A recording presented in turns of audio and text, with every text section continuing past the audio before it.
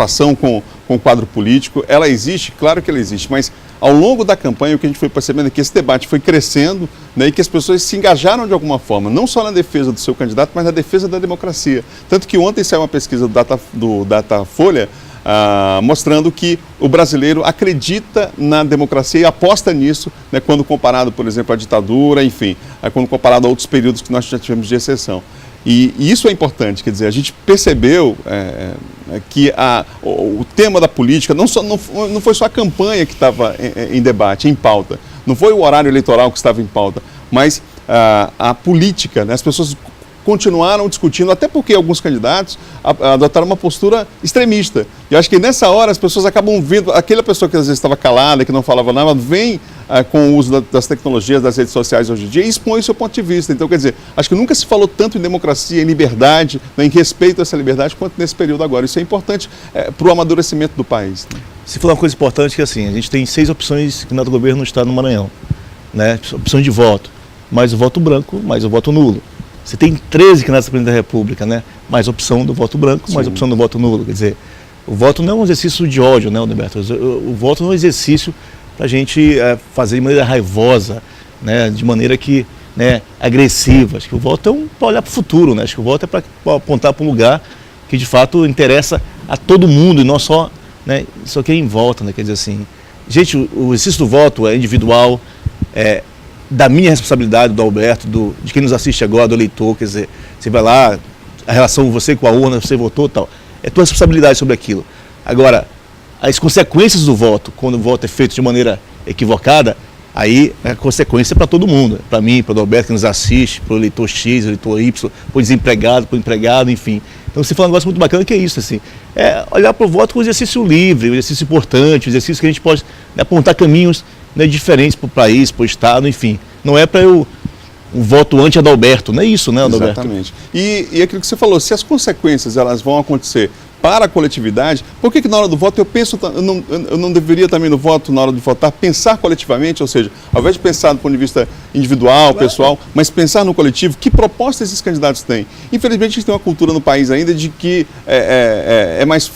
seguir o caminho mais fácil. A gente geralmente não vê as pessoas lendo o programa dos candidatos, sabendo de fato quais são as propostas deles, analisando o passado dos candidatos, né? Avaliando todo o comportamento desse candidato ao longo da história. É isso que a gente deveria fazer, né? A nossa democracia ainda é muito jovem, né? A nossa jovem democracia, e a gente vai num processo de amadurecimento, mas, enfim, o importante é ter esperança de que as coisas vão, de fato, melhorar e que a gente vai ter um voto qualificado cada vez mais, né? Então vamos ver como é que volta amanhã. 5 candidatos ao governo do Maranhão, 5 deles devem votar aqui em São Luís, né, e uma candidata, a Maura Jorge, vota no interior do estado. Vamos ver o VT, né, onde votam os candidatos ao governo do estado do Maranhão.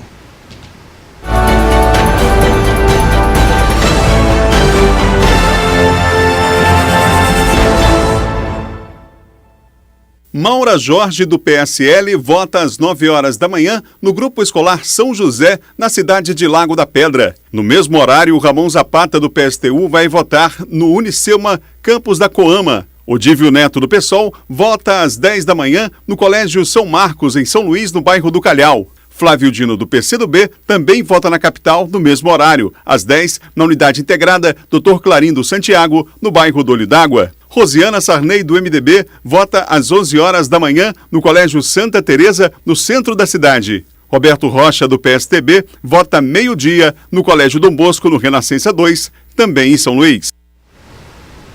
Então, Adalberto, a gente viu aí onde os 6 candidatos votam amanhã, né, boa parte deles pela manhã já, quer dizer, deve depois percorrer aí sessões eleitorais, né, olhando essa movimentação do voto, que é comum isso, né, é da rotina, né, dos candidatos. Mas, e para o eleitor? O que o eleitor pode fazer amanhã efetivamente ainda? Que tipo de manifestação, de ato pode fazer o eleitor? Como se comportar, né, nesse trajeto de casa para a sessão eleitoral? Como se comportar na sessão eleitoral? O que tem de novidade para o eleitor, Alberto? A base, Etevaldo, é que não há possibilidade nenhuma mais de campanha eleitoral, nenhum tipo de campanha. Seja ela feita pelo partido, pela coligação, seja através de qualquer meio de comunicação, não há mais essa possibilidade. A partir de hoje, inclusive às 10 horas da noite, a lei veda uma série de situações, carro de som, qualquer aglomerado, comício, ainda que seja numa rua, um grupo pequeno, mas não pode mais. E amanhã, ontem o Tribunal Superior Eleitoral se manifestou a respeito da questão do uso de camisetas com fotos, com o número do candidato, enfim. Havia uma dúvida porque num país com dimensão continental como o nosso, os tribunais regionais eleitorais, cada um estava agindo de uma forma, né? Então, assim, como pensava o juiz ou como pensava, enfim, a corte ali naquele estado, seguia-se esse caminho. Ontem o tribunal pacificou uma decisão que é possível sim que o eleitor vá votar, ele está liberado para votar com a camiseta, com foto, com nome, número, o que quiser, desde que como eles dizem, a manifestação silenciosa do eleitor, ou seja, vai lá, coloca a sua camiseta e vai votar. Você não tem que pedir voto para ninguém, nem na fila, nem na proximidade, evitar, na verdade está proibido o conglomerado ali de pessoas junto, eu vou botar minha camiseta, mas o outro também colocou, vamos juntar uns 20 aqui, uns 10 e vamos tentar, de alguma forma, interferir no processo. Não pode. Qualquer pessoa que for flagrada nessa situação pode ser presa, vai sujeito, inclusive, a multa, né? E essa é a situação que foi já determinada, já estava na lei, mas agora pacificada pelo Tribunal Superior Eleitoral. A gente comentou aqui nos últimos dias a quantidade de material de campanha no entorno, né, de locais de votação. Por exemplo, hoje pela manhã, ali próximo à faculdade, ali no Renascença 2, tem um muro que amanheceu lotado de cartazes de candidatos. Quer dizer, um muro vizinho a um local de votação. O muro eu passo diariamente por lá, o muro agora hoje amanheceu lotado de cartazes de candidatos. De ontem para hoje. De ontem para hoje, quer dizer, confirmação daquilo que a gente tem conversado aqui. Gente, carro de som, o carro é meu, eu posso. Não pode, né, Adalberto? Não pode. Tá? Eu, Adalberto, Maria, João, José, vamos votar amanhã no Colégio X. Votamos, não dá para ficar ali na portinha da escola, né, batendo papo, cada um, né, com a camisinha do mesmo Exatamente. candidato. Não dá. A legislação não permite. Tá? Tem fila. Na fila, em silêncio, não é isso, Adalberto? Exatamente. Não dá para ficar falando, né? Adalberto, eu vou votar no candidato, né? Não dá, né, Adalberto? Eu acho que é uma questão de respeito, até de bom senso, né? Respeito ao outro, né? Cada um foi para ali para votar e cada um tem um direito de votar, é um dever, mas ao mesmo tempo um direito de votar. E respeitar, acho que quando você respeita o outro, as coisas ficam mais fáceis. Um outro aspecto é relacionado ao celular, né? Já que eu baixei o meu e-título no celular, então eu vou para a cabine de votação, pego minha cola, boto lá no meu bloquinho de notas no celular, vou para a cabine e vou votar. Pode ser? Não pode. Não é permitida a entrada do eleitor com o celular na cabine de votação, até porque, para evitar aquela coisa de fazer a foto na hora que estiver votando, para fazer qualquer tipo de registro ali, não é permitido. Então, em todas as sessões, haverá uma mesinha lá próxima, os mesários vão estar trabalhando, tem uma mesa para você colocar seus pertences lá, entre eles o seu celular. Então você mostra o e-título, vai, se identifica, você não precisa andar com o seu título de eleitor, nem agora sair procurando, correndo atrás do título, mas você pode se identificar com qualquer documento com voto, com foto ou o seu e-título no seu smartphone. Mas o celular fica do lado de fora da cabine, não é permitido. Então, assim, gente, não tem amanhã, né, por qualquer razão que seja, a mais descabida possível, levar o celular para a cabine de votação. Lá a relação lá é você e a urna. E a urna e 25, como eu estava isso aqui ontem, né, teclar 25 vezes. Quer dizer assim, você tem, né, aí são deputado federal 4 números, deputado estadual 5 números, o senador 3 números, segundo senador 3 números, governador 2 números e presidente 2 números. Então não há razão porque eu levar uma máquina, levar o celular para justificar ou coisa parecida. Quer dizer, isso é descabido, isso não tem menor sentido amanhã se agir dessa maneira. Alguém quiser levar filho para votar, um filho de colo, um filho menor, ele pode levar o filho até a cabine de votação, ele pode seguir com a criança de colo. A orientação é que assim, por exemplo, tem muita gente que tem mania às vezes de levar o filho para o filho apertar a tecla e votar lá e tal. A orientação é que não é permitido, a cabine ela é inviolável, ali é um lugar onde o eleitor vai... para o eleitor, né? Não é uma brincadeira. É o eleitor. É o eleitor que tem que exercer o seu direito ali, né?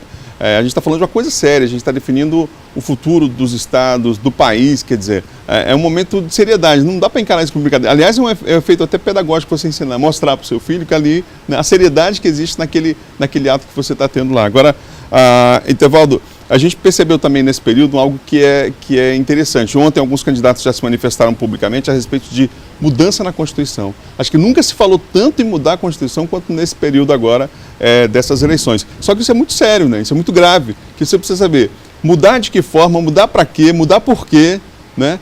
A Constituição acaba de fazer uma data emblemática esse ano, né? Fazer um aniversário importante, foi um 30 avanço anos, significativo, 30 anos. Constituição E agora brasileira. ontem outros candidatos vieram aí publicamente falando também mudar a Constituição. Acho que isso é muito perigoso, é preocupante, inclusive, a gente começar a pensar nisso, porque a Constituição de 88, a chamada Constituição Cidadã, foi um avanço significativo para o país.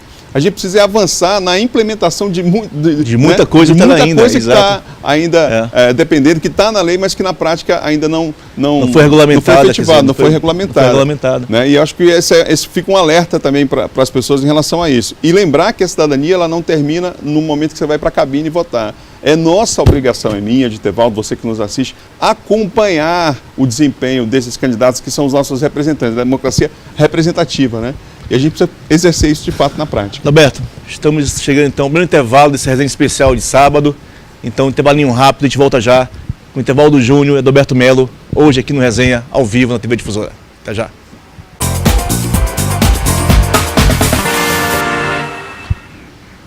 De volta ao vivo com o programa Resenha, e aqui no estúdio eu converso com o jornalista e companheiro da TV Difusora, Adalberto Melo. Adalberto, a gente falando há pouco sobre o exercício do voto, de votar. E quem não votar amanhã? Quais são as penalidades passíveis e possíveis daquele que desistir, né, de exercer esse direito do voto? Primeiro, está abrindo mão de uma arma que é extremamente importante, né, na democracia, que é o voto, que é o poder de escolha. Quer dizer, você abrir mão disso já é um prejuízo grande. Esse é o maior prejuízo, no meu entendimento. Aí, segundo, você está sujeito ao que a lei determina. Quer dizer, vai fazer um concurso público, você não pode fazer a sua inscrição, você precisa apresentar um documento da Justiça Eleitoral mostrando que você está quite em relação às eleições, cumprindo com o seu dever, né, de votar.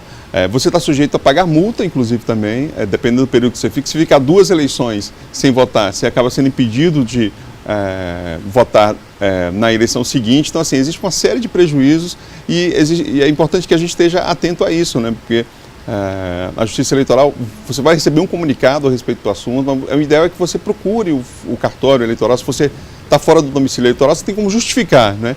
E a gente deu ontem, inclusive, dados estatísticos sobre como é que isso vai acontecer no Maranhão, quem vai votar em trânsito, o tribunal já tem um número relacionado a isso.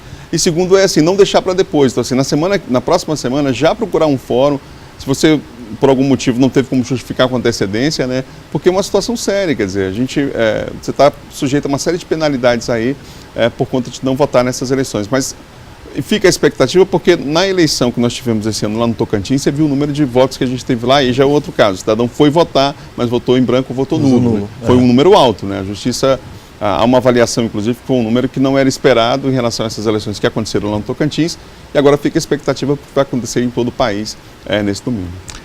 Tem uma coisa sobre o voto, sobre o não voto, e aí a multa que é imputada a quem não votou, Alberto. As pessoas relativizam isso, acham que a multa às vezes é muito barata. Pode ser de R$1,00 a R$3,50. Só que o juiz eleitoral, se ele entender que você tem condições de pagar a mais por aquela multa, esse valor pode chegar a 10 vezes o valor da tal multa que você deixou de cumprir. Então, assim, né, a gente tem muito baratinho, né, o valor é pouco, o valor não é bem assim, né? Não é bem assim, né? O juiz pode olhar para você e dizer, ei, você não votou porque você não quis votar, você tem aqui condições de pagar um pouquinho a mais, né, de multa, e ele vai, né, estabelecer o valor bem acima desse valor aí que corriqueiramente a gente divulga, a gente fala tal. Roberto, outro tema que surgiu na eleição, e surgiu até de maneira, né, enviesada, foi o tema da corrupção. Como é que você vê esse momento hoje, assim, véspera da eleição, esse debate sobre corrupção no Brasil? É preciso entender dentro desse debate, Tevaldo, alguns aspectos. Um deles é interessante, é como a história da fake news, né? A própria Justiça Eleitoral no dia, nós estamos chamados, a imprensa toda lá para a entrevista coletiva, alguns juízes se manifestaram sobre isso. Quer dizer, o que é fake news? Existe, de fato, notícias falsas que estão sendo vinculadas, em especial no Brasil, a gente tem uma tradição, infelizmente, na última semana, do volume maior dessas notícias, mas muitas vezes alguns políticos acabam entrando com recursos junto à Justiça Eleitoral, quando aquela notícia não me convém, não me agrada ou não me é favorável. Então, aí é uma outra situação. É igual o debate da corrupção, né? Na hora de falar de ficha limpa, né? Todo mundo levanta, não, porque é ficha limpa, é ficha... Gente, quem está concorrendo nas eleições, é preciso entender isso também, né? Muita gente no período da propaganda eleitoral usou, eu sou ficha limpa. Se você é candidato, se você não teve sua candidatura indeferida, você pode votar naquele candidato normalmente, não há nenhum problema em relação a isso. O tribunal zerou a pauta em relação ao indeferimento de candidaturas. Quanto à corrupção, acho que o país tem amadurecido nesse sentido, porque a própria sociedade organizada, você vê diversos comitês formados, né, nos bairros, nas cidades, ainda que numa cidade pequena, para combater essa questão. O Ministério Público tem feito um trabalho também extremamente interessante, premiado, inclusive, nessa área. Aqui o Maranhão, por exemplo, é um exemplo, né, de prêmio recebido nesse combate à corrupção efetivo. E com atividades simples, como, por exemplo, uma palestra numa escola. Né? Entender que a corrupção não se dá apenas no nível macro, mas que na hora que eu tento oferecer subornar alguém, um agente público, na hora que eu estou com um problema no meu carro, ou na carteira de habilitação, quando eu furo fila, bem lembrado. Ocupo uma vaga que não é, né, uma vaga para idoso, para pessoa com deficiência, ocupa aquela vaga. Exatamente. Esse, né, é um ato que se dá, isso é corrupção também, né? Então é que as pessoas possam perceber que nessas pequenas atitudes que nós tomamos no dia a dia, a gente reforça às vezes algumas coisas que a gente usa. Uma coisa é o discurso, outra coisa é a prática, né? Aquela figurinha que está no ônibus e está num lugar que não é devido a ele, é do idoso ou da grávida, e o cara faz de conta que está cochilando, está dormindo, né? E, gente, parlamentar corrupto, parlamentar deputado federal, deputado estadual, senador, ele não chegou naquele lugar, na Assembleia ou na Câmara Federal, pelo acaso ou por uma graça divina. Ele foi votado, né? Quem votou foi o eleitor. Então, assim, olha o nível de responsabilidade que a gente tem, assim, né? A gente tem um grau de, sabe, é extremamente responsável esse exercício do voto. Ah, porque a política é corrupta. Sim, mas não foi por acaso que ele chegou lá. Ele foi votado, alguém votou, alguém acreditou naquilo lá, alguém apostou que era daquele modo de fazê-lo, né? E às vezes esquece, negocia o voto, troca o voto e esquece que, né, de quem comprou, né, porque comprou, como negociou e tal, e depois fica botando o dedinho, porque na Assembleia é assim, na Câmara é assado, né? Só existe o corrupto porque existe o corruptor, né? Então, assim, uma relação direta entre uma coisa e outra. Né? Só existe corrupto porque está cheio de corruptos fora das Assembleias, né, das câmaras, do Senado, está cheio de eleitor corrupto, né? Nem isso, Adalberto. Então, assim, isso não é uma ação, né, vinda do nada. Não é. É uma ação da qual a gente foi lá, praticou amanhã, entendeu? Então, assim, muito cuidado nessa hora, muita responsabilidade nessa hora. O exercício do voto é um negócio que é extremamente sério. E por ser muito sério, Adalberto, a gente vai agora direto ao TRE, saber as informações com o repórter Ciro Mineiro. Bom dia, Ciro. Tudo bem? Quais são as últimas do TRE? Bom dia, Itevaldo, bom dia, Adalberto, bom dia a todos que acompanham o programa Resenha Especial de sábado por conta das eleições 2018. Nós acompanhamos ainda há pouco a saída das urnas eletrônicas da sede do Fórum Eleitoral de São Luís. Urnas que pertencem às zonas 1 e 2 e que serão distribuídas nas seções principalmente da área Itaquibacanga, como nos bairros Anjo da Guarda e Vila Embratel e também na região do centro, como exemplo do bairro do Monte Castelo. Eu estou aqui ao lado de Flávio Costa, que é diretor-geral do Tribunal Regional Eleitoral do Maranhão. Flávio, com relação ao planejamento, tudo que foi organizado pelo TRE nesse momento em relação ao processo eleitoral, tudo está dentro do cronograma? Tudo dentro do cronograma, nós estamos mostrando que nosso planejamento está sendo bem executado, todas as dificuldades superadas, porque tivemos uma dificuldade de contingenciamento financeiro, tivemos uma dificuldade por uma decisão do TCU que nos obrigou a mudar o tipo de logística que fazíamos, ou seja, nós tivemos que acabar com a logística própria no interior do Maranhão e tivemos também que acabar com a contratação direta dos Correios. Fizemos licitação para todos os estados, em licitação em lotes. Então fica difícil por causa que a gente não conhecia essas empresas, mas tivemos que fazer toda a intermediação entre as empresas e os prestadores de serviço de cada região, porque tem que conhecer as rotas. Elaboramos as rotas da logística, passamos as rotas para o Comitê de Segurança, que já está instalado nesse tribunal e tem reunião hoje.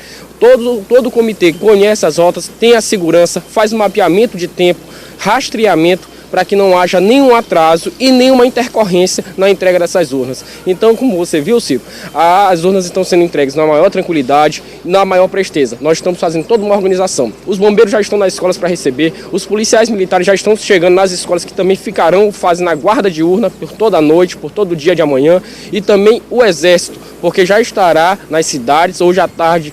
Todos os soldados deslocados para o Exército já estarão nas escolas. Então o TRE mostrou que está pronto para as eleições, pronto para que o cidadão exerça seu direito de sufrágio, que é através do voto. Nós falamos ainda há pouco dessa questão da capital maranhense no interior do estado, Flávio. Como é que está também essa organização? A organização está correndo tudo no cronograma.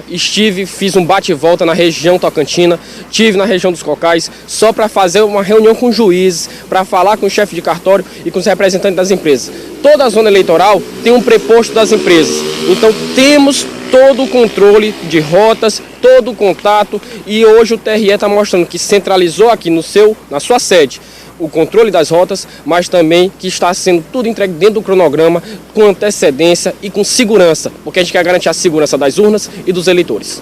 Ok, conversamos com Flávio Costa, diretor-geral do Tribunal Regional Eleitoral do Maranhão. Só lembrando, São Luís, que é o maior colégio eleitoral do estado, só aqui serão utilizadas 2.600 urnas eletrônicas. Ciro Mineiro, para o programa Resenha. Voltamos com vocês aí no estúdio. Ciro, muito obrigado, bom trabalho aí no Tribunal Regional Eleitoral. Roberto, e aí? Alguma... Bom, é importante saber que a gente vem acompanhando isso há um tempo, né, em relação ao preparo para as eleições, a estrutura que foi montada, enfim. Esse ano a gente tem uma novidade que é uma empresa terceirizada fazendo aquela atividade que era desenvolvida antes pelos Correios, né?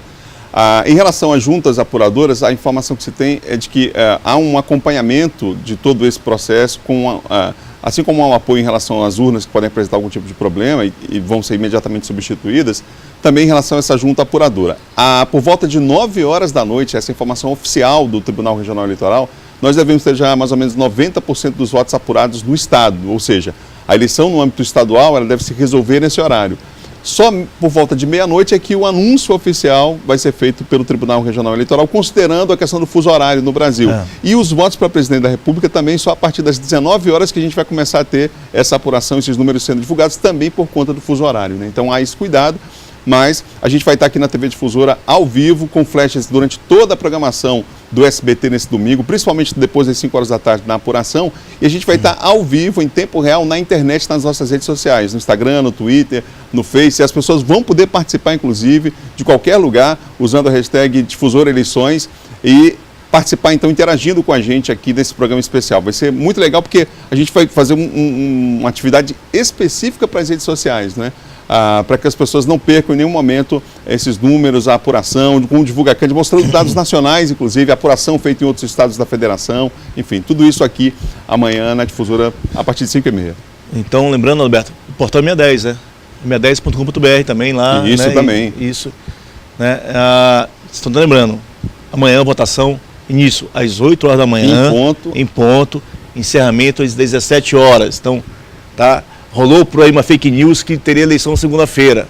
Esqueçam, gente, isso é um absurdo. Eleição domingo, dia 7 de outubro, de 8 da manhã às 17 horas. Uma outra coisa legal destacar, Alberto, assim, a gente tem uma eleição também muito tensa, né? De certa maneira, nos últimos dias, a eleição ganhou um clima bem... Gente, o eleitor, sabe, que se dirigir à sua sessão eleitoral, ao seu local de votação, não aceite provocação, não entre em debate, não faça discussão. Qualquer algo que você desconfiar que seja irregular no espaço próximo à sua votação, no local de votação, há pessoas, há servidores da Justiça Eleitoral, há policiais e militares, há policiais das Forças Armadas. Então, assim, procure alguém que de fato possa resolver e solucionar aquele problema. Tá? Não tente, né, criar, interferir, né, de uma maneira direta, né, até porque os ânimos podem ter aí, né, a gente espera que não, que seja uma eleição feita com tranquilidade, com paz, mas, né, há sempre um ou outro que se excede nesse processo, né? Você tem uma questão para a gente colocar aí, Adalberto? Você falou sobre o horário, intervalo de votação, realmente esse entre 8 horas e 5 horas da tarde.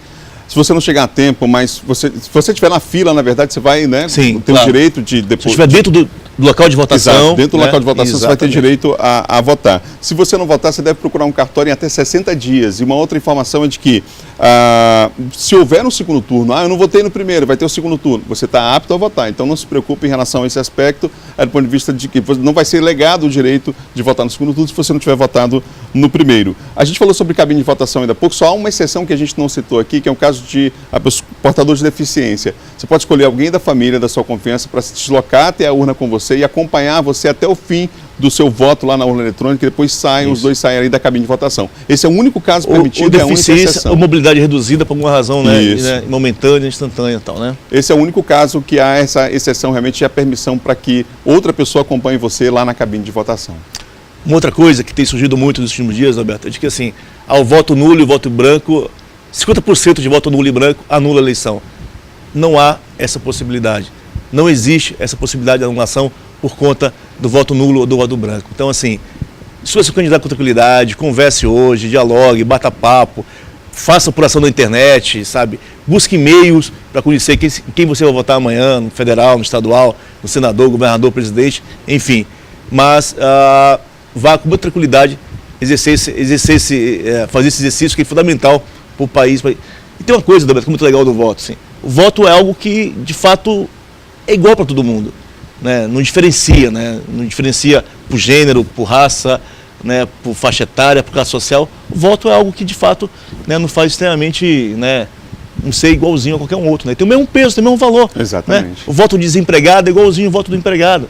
Né? O voto do patrão é igualzinho ao voto do empregado. O voto do negro, do branco, do índio, do amarelo é rigorosamente igual. Né? Não há peso diferente para voto, né, Roberto? Assim como também não há peso diferente para aquele que for eleito, né? O candidato mais votado, o candidato menos votado, na Assembleia, na Câmara dos Deputados, no Senado, não há nenhum problema em relação a isso. Tem os mesmos direitos, são tratados da mesma forma, enfim, isso é importante. Há um aspecto aqui relacionado ao voto para senador que também é interessante, é que você vai votar em 2 candidatos. Se você tentar na hora, votei em um candidato para senador e vou repetir esse mesmo voto para o segundo, o segundo voto seu vai ser cancelado. Então, assim, você tem direito a 2 votos esse ano, a gente vai votar para 2 candidatos ao Senado, é importante que você faça a sua escolha. Com números distintos. Números né? distintos, exatamente. O segundo número repetindo é voto nulo. Vai né? ser anulado. Vai ser anulado esse voto, né? Então, assim, gente, muito cuidado, então. Só tem o senador? Vai lá, vota em branco e vota nulo. Então, digite o número, que não existe candidaturas, vai anular o voto também. Não dá para achar que eu vou ter 2 votos para o Adalberto Mello para o Senado. Nenhuma possibilidade. Do mesmo modo, há também, Adalberto, aí, né, várias informações desencontradas, e algumas com maldade, de que a urna eletrônica pode correr fraude. Gente, nada comprova que a urna pode ser violada. Nada comprova que a urna, sabe, eu posso ter um ato ali naquele momento, né, de violação ou de que o voto pode ser diferente. Não há. Qualquer problema que houver no momento do seu voto, chama o mesário, chama o presidente da mesa, chama o mesário, sabe, peça para esclarecer, peça para ver o que aconteceu. Uma outra coisa, esperar, eu digitei o primeiro número do deputado federal, confirma, tem um tempinho, né, Roberto? Isso não é automático. Mas né? nessa geração que hoje é tudo para ontem, né? Tem que ter cuidado em relação a isso. Então, teclou 5 números do deputado federal, teclou, confirmou, espera, tem um tempinho, pá. Aí para estadual, confirmou, senador primeiro, senador segundo, não é, eu digitei, confirmei e a coisa vai, sabe? Espere para ver a foto, inclusive, a foto está lá, depois você digita o número do candidato e confirma, aparece a foto do candidato. Não é isso, Adalberto? É importante que a calma aconteça, Etevaldo, e isso se dá também em relação, eu já vi, por exemplo, muita gente reclamando, até brigando na fila por conta da velocidade de votação das pessoas. Cada um tem o seu tempo. Às vezes você tem claro, na cabine de votação a pessoa idosa que às vezes tem mais dificuldade do que outros. Então, assim, é respeitar esse tempo, né? Ficar ali de forma tranquila para que a gente tenha realmente uma eleição que transcorra dentro da normalidade em todo o estado. É isso que a gente espera, né? A gente torce por isso, a gente vai acompanhar amanhã durante o dia inteiro o voto dos candidatos, a participação das pessoas no interior. A gente já vem acompanhando isso aqui na Difusora e amanhã não vai ser diferente. Durante todo o dia, desde o começo da manhã, os candidatos, como a gente mostrou ainda há pouco, escolheram o horário da manhã para votar. Somente uma candidata vota no interior do estado, os demais votam aqui na capital e a gente vai ter esse acompanhamento durante todo o dia aqui na programação da TV Difusora, durante todo o domingo. E tem programa ao vivo amanhã também, né? Às 10 horas da manhã, de 10 às 11, 1 hora de programa ao vivo aqui, com a participação de convidados aqui na Difusora e a participação de todos os nossos repórteres, atualizando essas informações relacionadas a essas eleições. Eu repito, a maior eleição da história democrática do país. Roberto, o que a gente espera é que as pessoas, né, assim, o papel do eleitor é fundamental nesse processo eleitoral. Assim, é evidente que você tem uma quantidade enorme de candidatos, são mais de 200 candidatos a deputado estadual no Maranhão, 50 deputados federal no Maranhão, é outra enormidade também. Então, assim, muita tranquilidade, muita calma, sabe, deslocamento de casa para o local de votação. Não há porquê, como o Roberto disse há pouco, eu ficar criando um caso na fila. Eu acho que cada um tem seu tempo de votação. São muitos candidatos, são muitos números. Então, assim, você acha que tem um horário que você já vota, que é tranquilo a sua sessão eleitoral? Repita esse horário. É no início da manhã, é na hora do almoço, um pouquinho no meio da tarde. Repita esse horário, sabe? Não dá para ir, né, com ânimo armado, né, não dá para ir raivoso, não dá para ir zangado para exercer um papel que é fundamental para o futuro de todos nós. Que é o exercício do voto democrático, o exercício do voto, né, consciente no candidato que você, ou nos candidatos que você já decidiu, já escolheu, ou está ainda por escolher. Mas fundamental que amanhã você vá, sabe, com o espírito desarmado para esse processo que é tão importante, tão fundamental, que não tem outro jeito, gente, não tem outro caminho, né, para a gente resolver os problemas que a gente tem, educação, saúde, mobilidade urbana, moradia, transporte, enfim, se não for pela política, né? Se não for pela política, se não for do jeito democrático de se votar, de escolher seus representantes, não é isso, Adalberto? É verdade, você falou sobre desarmado e eu lembrei aqui que ontem, infelizmente, nessa eleição nós teremos 3 estados da federação com um alerta geral em relação à segurança. O estado do Rio de Janeiro, o estado de São Paulo, aí também o Ceará. Então há uma atenção especial do setor de segurança, do próprio Ministério da Defesa em relação a esses estados. Há um quantitativo maior de policiais deslocados em relação à Força Nacional para essas unidades da federação, por conta de uma série de problemas que ocorreram nesse período de campanha também. Mas a gente fica torcendo, Etevaldo, para aquilo que você falou do eleitor ir desarmado em todo o país, né? Que a gente dê um exemplo mais uma vez nessa eleição. Roberto, muito obrigado. Você, eleitor, amanhã existe isso com muita tranquilidade, com muita consciência, um bom voto, um bom sábado para vocês e até segunda-feira. Tchau, valeu!